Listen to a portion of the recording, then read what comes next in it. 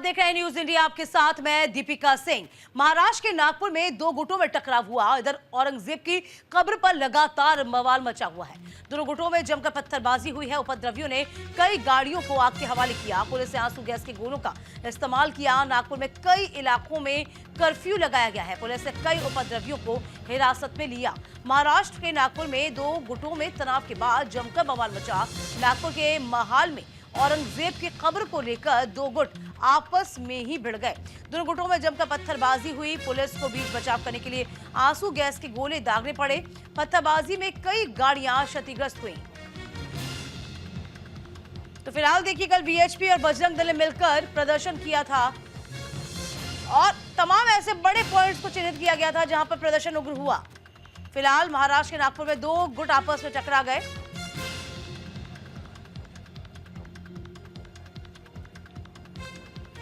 जिसमें जमकर पत्थरबाजी हुई है। औरंगजेब की कब्र को हटाने को लेकर यह बवाल लगातार तूल पकड़ता जा रहा है। तो छावा मूवी आने के बाद से कहीं ना कहीं बयानबाजी का दौर शुरू हो गया। औरंगजेब जो कि क्रूर आक्रांता है, उसकी कब्र को हटाने की मांग पुरजोर तरीके से उठने लगी। देखिए, हालांकि ये बहुत आसान भी नहीं, क्योंकि एएसआई के सर्वेक्षण में वो कब्र है, मुश्किल है, लेकिन उसके बावजूद भी यहाँ पे तमाम तरह की बयानबाजी की जा रही है।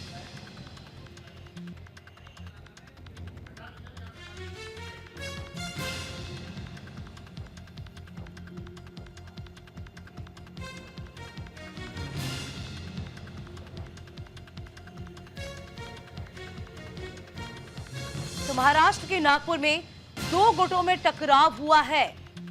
हालांकि आपको बता दें कि सीएम ने सभी से अपील करी है कि शांति व्यवस्थाएं माकूल रखें।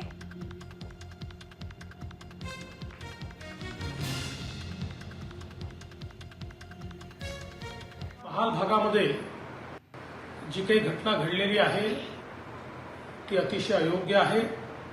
अशा प्रकारे जमाव होऊन दगडफेक होणं अत्यंत चुकीचं आहे। माझी तमाम नागपूरकरांना विनंती आहे की सर्वांनी कायदा आणि सुव्यवस्थेचं पालन करावं। नागपूर शहर हे एकोप्याने राहणारं शहर आहे, त्यामुळे कोणीही शांतता भंग करू नये। मी स्वतः या परिस्थितीवर पूर्ण नजर ठेवून आहे। नागपूरच्या पोलीस आयुक्तांना स्पष्टपणे सांगितलेलं आहे की जे दंगे करत असतील त्यांच्यावर कडक कारवाई केली पाहिजे। पोलिसांवर जर कोणी हमला करत असेल तर ते देखील अतिशय गांभीर्याने घेतलं जाईल।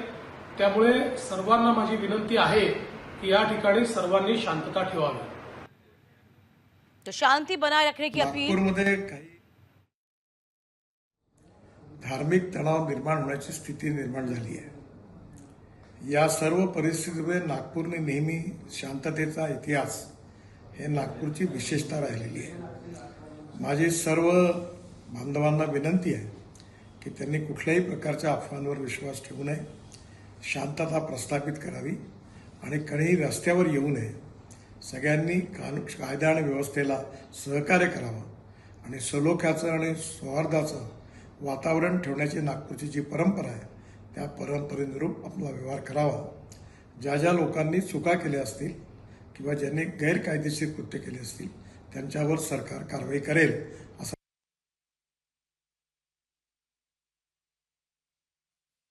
अब ये सारी चीजें जो है ये नफरत फैला रही है ना। हम तो पहले से बोल रहे हैं कि ऐसे लोगों के ऊपर लगाम लगाए सरकार बना दे कि आज किस स्थिति में चला गया है। अब महाराष्ट्र के अंदर हुआ, हम बोल रहे थे कि महाराष्ट्र में काफी दिनों से कुछ लोग चाहते हैं कि तनाव पैदा हो, चाहते हैं कि नफरत बढ़े, चाहते हैं कि इस तरह का वायलेंस हो। हमने मुख्यमंत्री को हमेशा से कहा कि सर आप संज्ञान लीजिए इस बात का, रोकिए ऐसे लोगों को। आज नफरत की आग यहाँ तक बढ़ गई। अब देखिए किसने इनको इजाजत दिया था यहाँ पर जाके आंदोलन करना। एक 400 साल पुराना औरंगजेब का मुद्दा लेकर बीजेपी सरकार तमाम मुद्दों से ध्यान भटका दी है और अब ये हद पे आ गई, नफरत यहां तक फैल रही। तो हम तो चाहेंगे कि वायलेंस ना हो और हम रिक्वेस्ट करेंगे आपके माध्यम से भी कि कायदे कानून का सब पालन करें, कोई भी कायदे का उल्लंघन ना करे।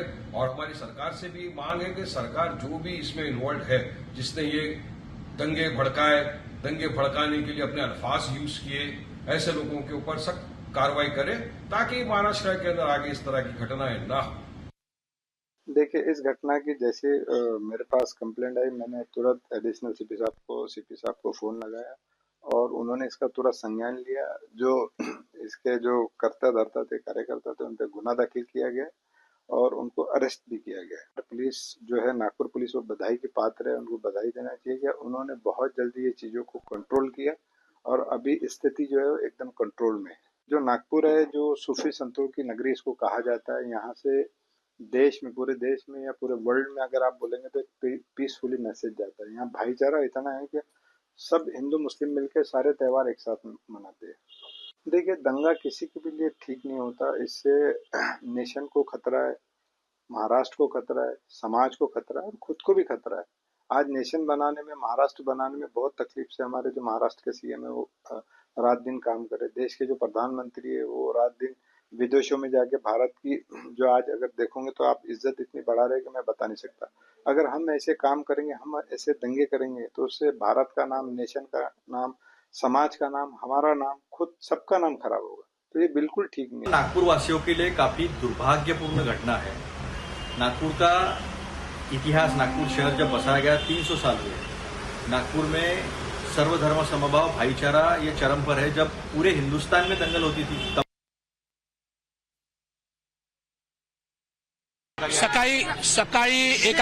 सकाळी एक आंदोलन झालं होतं, पण पोलिसांनी तिथे मध्यस्थी केली होती. पण रात्री महाल परिसर असेल, छत्रपती शिवाजी महाराज आपल्या पुतळ्याचा परिसर असेल, राम मंदिर गल्ली असेल, जुना इस्लाम कॉलेज लेन असेल, चित्रा टॉकीज असेल, आपलं गवळीपुरा असेल, या भागात प्रचंड बाहेरनं येणाऱ्या नागरिकांनी दगडफेक केली आहे, गाड्या पेटवल्या आहेत, घरं जाळली आहेत, गाड्यांची जाळपोळ केली आहे. अग्निशामक दल विझवायला आलं, त्या कर्मचाऱ्यांना मारहाण झाली अशी माझी माहिती आहे. माझ्याकडे 50च्या वरती व्हिडिओ आहेत. पोलिसांची कुमक सुरुवातीला कमी होती, पण आता मोठ्या प्रमाणात कुमक आली आहे. किसी भी राज्य में कानून व्यवस्था बनाए रखना ये राज्य सरकार की प्राथमिकता होती है. राज्य सरकार में गृह मंत्रालय, मुख्यमंत्री, पुलिस विभाग, सभी को हमेशा सावधान रहना पड़ता है कि हमारे राज्य में कोई हिंसक घटना न हो, दो गुटों में कोई झड़प न हो. लेकिन जिस प्रकार से नागपुर से खबर आ रही है, बहुत ही दुर्भाग्यपूर्ण खबर है कि दो गुटों में केवल झगड़े नहीं हुए हैं, केवल पथराव नहीं हुए हैं, कई गाड़ियों को आग लगा दी गई है, कई पुलिसकर्मियों को घायल कर दिया गया है, आग बुझाने वाली दमकल के गाड़ियों पर पथराव हुआ है, उनके अधिकारियों के साथ मारपीट की गई है. अभी भी वहां आगजनी हो रही है, अभी भी स्थिति नियंत्रण से बाहर है. पुलिस को आंसू गैस के गोले बरसाने पड़ रहे हैं. मतलब नागपुर जो सभी का एक मिला जुला शहर है, कॉस्मोपॉलिटन है, हिंदू, मुसलमान, सिख, ईसाई सब बड़े प्यार से वहां रहते हैं. नागपुर से ही मुख्यमंत्री हैं जो गृह मंत्री भी हैं, नागपुर से ही केंद्रीय मंत्री नितिन गडकरी जी हैं, और नागपुर की आज हालत ऐसी हो गई.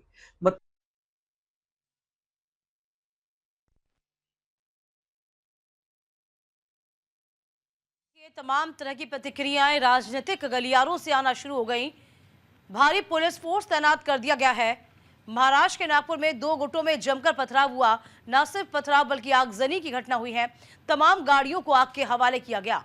कल वीएचपी और बजरंग दल ने संयुक्त प्रदर्शन किया था. औरंगजेब की कब्र को हटाने की मांग लगातार तूल पकड़ रही है. और इस बीच स्थितियां आपकी टेलीविजन स्क्रीन पर हैं, जहां पर बाजारों में पूरे नागपुर में पुलिस बल तैनात कर दिया गया है. कहीं कोई अप्रिय घटना न घटे, इसका ख्याल रखा जा रहा है. स्थितियों को काबू में करने की कोशिश की जा रही है. जो घटना हुई है ये नागपुर के लिए अच्छा नहीं है. हम सब लोगों को आह्वान करते हैं आपके माध्यम से, समाज शांत रहे, कोई भी झूठी अफवाह पर समाज ना जाए, प्रशासन को सपोर्ट करे. कुछ पुलिस कर्मचारी को भी हमारे यहाँ वहाँ मारगिरी है, वह हमारे पुलिस प्रशासन को भी वहाँ पर बहुत कुछ उनके साथ भी झपटा झपटी हुई है और कुछ मार भी लगा हुआ है. तो मैं समझता हूँ कि इस समाज कंट्रोल को हम ढूंढ के निकालेंगे. आज तो प्रायोरिटी है, सभी समाज ने शांत रहना चाहिए. माननीय देवेंद्र जी, हम सब लोग घटना पे पूरा ध्यान रख चुके हैं. एक एक सेकंड पे हम ध्यान दे रहे हैं और कोई भी गलत वहाँ ना हो और हमारी पूरी जनता हमें साथ दे. और महाराष्ट्र की सरकार पूरी तरह से सरकार के साथ है, सभी समाजों के साथ है. सभी समाजों को हम आह्वान करते हैं कि ये घटना को शांत करें और जो इसमें मुख्य आरोपी है उसको हम और सरकार ढूंढ के निकालेगी। निश्चित रूप से हमारी इस नागपुर की जनता हमें साथ देगी और इस ऐसे जो दंगाबाज करने वाले लोगों को पकड़ने के लिए पुलिस प्रशासन को मदद करेगी।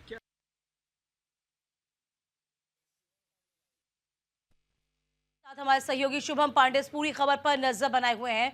शुभम, देखिए, कल इस बात का अंदेशा लग ही रहा था कि जिस तरीके से प्रदर्शन चल रहा है वो उग्र हो सकता है।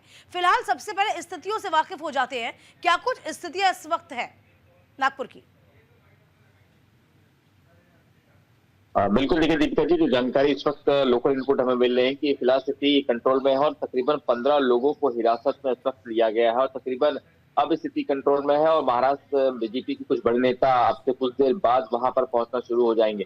देखिए, जिस तरह से जो घटना घटी कल, विश्व हिंदू परिषद पूरे प्रदेश भर में औरंगजेब की कब्र को उखाड़ने के लिए प्रदर्शन कर रहे थे, लेकिन दोपहर के वक्त नागपुर में हरे रंग की चादर भी वहां पर चला दी गई थी औरंगजेब की तस्वीर के साथ। इसके बाद से ही कुछ मुस्लिम समाज के लोग इससे आहत हुए।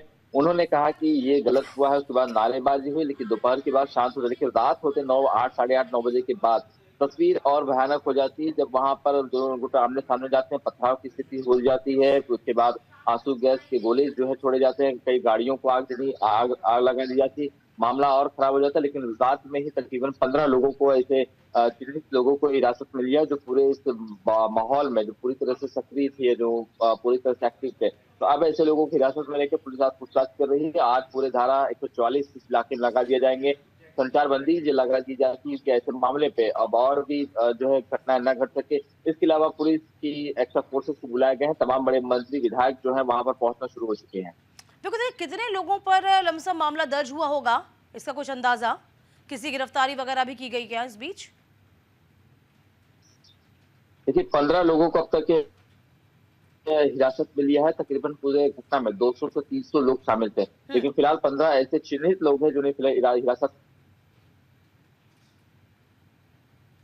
में शामिल थे, केस के कहने पर आए थे। तमाम जो सवाल है उनसे पूछताछ इस वक्त किए जा रहे हैं। आज और लोगों को हिरासत में लिया जा सकता है इनसे पूछताछ के बाद कि इनके साथ और कौन था, क्या व्हाट्सएप पे कोई मैसेज भेजे गए थे या कोई भड़काने की कोशिश की गई थी। ऐसे तमाम जो सवाल है उनसे पूछने के बाद आज और लोगों को हिरासत में लिया जा सकता है। देखिए शुभम, हम विजुअल में ये भी देख पा रहे हैं कि आगजनी की घटना हुई है। तमाम जो वाहन है उनको क्षतिग्रस्त किया गया है। तो फिलहाल कितने वाहनों को आग के हवाले किया गया, कितने नुकसान, यहाँ पर जो एक टेंटेटिव आइडिया आप लगा पाए, कितना नुकसान हुआ होगा? देखिए, ऐसे बतौर आंकड़ा तो अभी नहीं आ पाया कि कितनी गाड़ियों को आग के हवाले कर दिया गया है, लेकिन 200 से 300 लोग इसमें शामिल थे, दोनों गुटों की ओर से थे। हिंदू गुट की बात करें या मुस्लिम गुट की बात करें, दोनों तरफ से 200-300 लोग थे जो पूरे इसमें थे। कुछ जो विजुअल जिसमें आया, जिसमें देखिए विश्व हिंदू परिषद के लोग भी नारेबाजी करते हुए दिखाई दे रहे हैं, हाथों में कुछ लेकर आए। मुस्लिम समाज के लोग हैं जो जगह जगह जा रहे थे, आग जो है चाहे फायर की गाड़ियां हों चाहे अन्य गाड़ियां उसको आग लगा रहे थे। इसके बाद ही मामला भड़का और आग देने की जब तस्वीरें सामने आती है तो वाकई में हर कोई जो है वहां पर स्थिति बेकाबू हो जाती है और इस तरह की घटनाओं को अंजाम दे देता है। इसी वजह से ये तमाम चीजें जो हुई हैं, इसी को लेकर अब पुलिस ऐसे लोगों को गिरफ्तार करे जो पूरी तरीके से इसमें इन्वॉल्व थे। बिल्कुल, यानी कि कुल मिलाकर देखा जाए जो घायलों की सूची है वो भी घायल जाहिर सी बात है दोनों ओर से ही हुए होंगे। क्या किसी का अस्पताल में इलाज जारी है? फिलहाल देखिए अभी अस्पताल में जो है ले जाने की भी कोई खबर सामने नहीं आया है, लेकिन लोकल इनपुट अभी रात तक जो हमें मिले थे वही हम दर्शकों को बता रहे हैं कि वहां पर अब तक 15 लोगों को हिरासत में लिया है और अन्य तमाम जो लोग हैं उन्हें भी पहचान करने की कोशिश फिलहाल की जा रही है। चलिए शुभम, इस खबर पर आप नजर बना के रखिएगा। आपका बहुत शुक्रिया तमाम अपडेट के लिए।